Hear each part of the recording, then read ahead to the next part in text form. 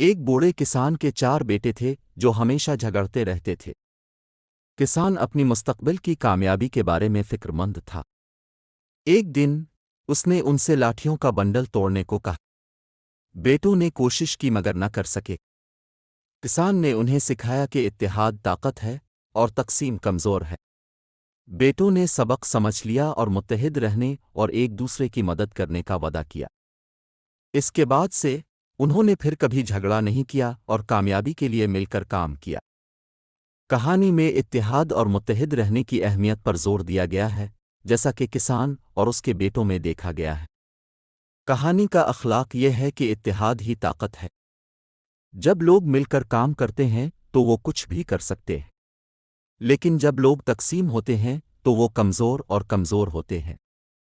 ہم سب کو کسان اور اس کے بیٹوں کی طرح مل کر کام کرنا اور متحد رہنا سیکھنا چاہیے۔